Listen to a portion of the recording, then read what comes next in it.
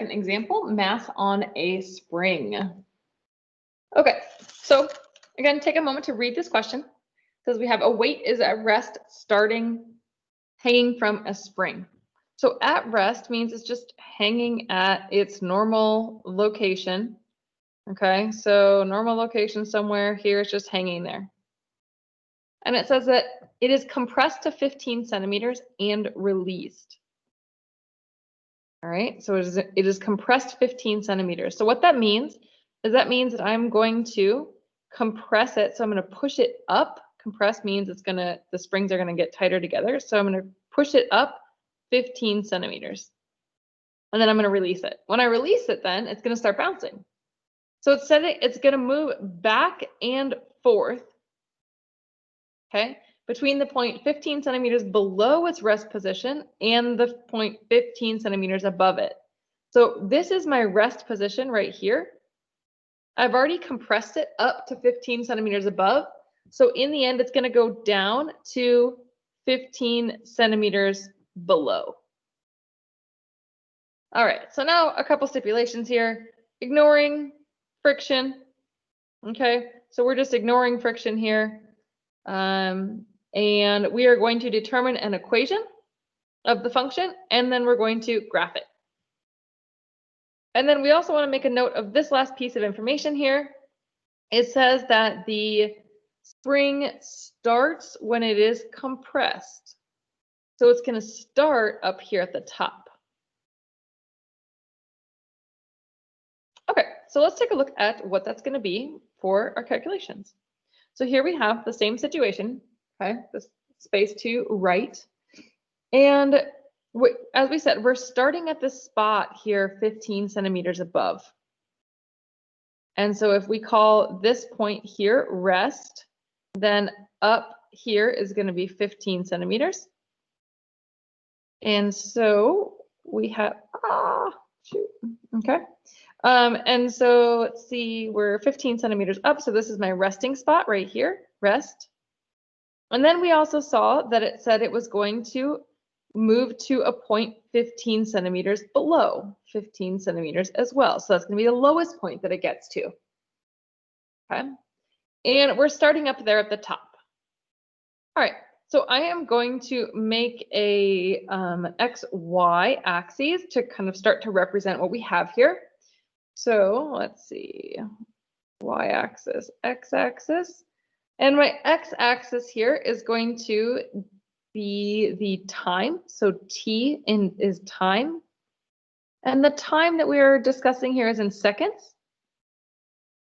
And my y-axis, I'm going to put d as the distance from my resting points. Okay, so our resting point is our 0. Right? So our resting point is at 0 here. So that's going to be the distance from rest. So the place that I'm starting from, I am starting from right here, 15 centimeters above rest. When I said centimeters, that reminded me I forgot to put this is in centimeters here for my y-axis. And then I'm going to move down. My spring is going to bounce down. And then my spring is going to bounce up. I'm starting up here, it's going to bounce down, and then it's going to bounce back up. So I'm passing through my rest point all the way down to my lowest point, which is 15 centimeters below down here. So that's going to be at negative 15. So if it's below rest, it's represented by a negative number. And so that means that, as I said earlier, my 0 is my rest. So 0 is your resting point. All right, let's put this together and see what this function is going to look like. So if I'm starting here at 15 centimeters above, when I release the spring starts to go down. It passes through the rest point to its lowest point, and then it bounces back up. And if we look at that, we can see what type of function that looks like, and that looks like a cosine function. So I'm going to write this again as a function using my variable. So d of t is going to equal a cosine of b quantity of x minus c plus d.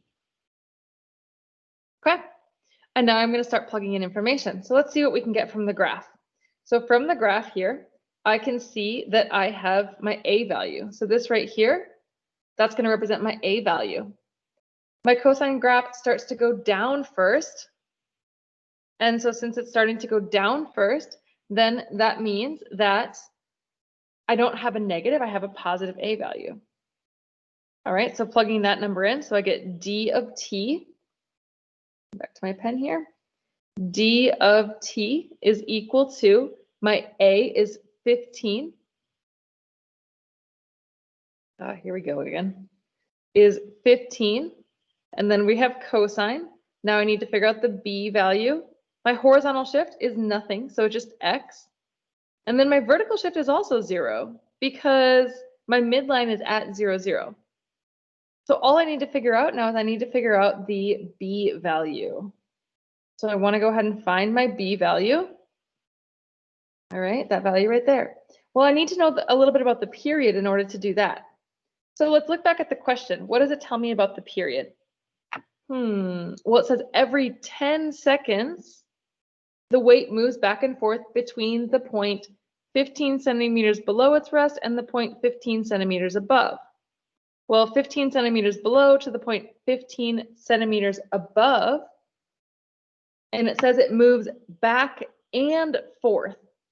So that means it's going to be going up and down. And so that's representing one period.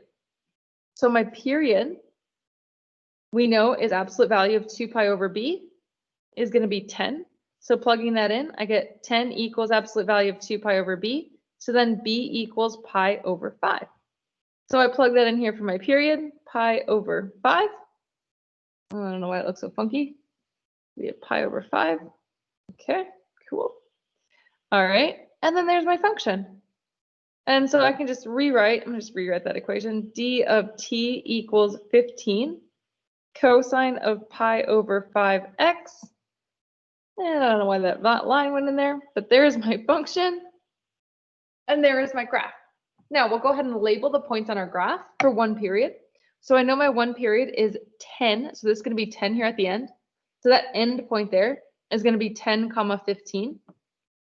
My halfway point then is going to be 5. So this minimum point is going to be 5, negative 15. My halfway point is going to be 7.5, so 7.5. So 7.5, 0. And then my first half point is at 2.5. So 2.5, 0. And my maximum is at 0, 15. And there I have one period. It doesn't ask me to graph any more periods, so one period is perfectly fine for this example. All right, very good. So we will complete example number 3 together in class, the conservationist problem. So just hang on to these notes and we'll finish that last example in class.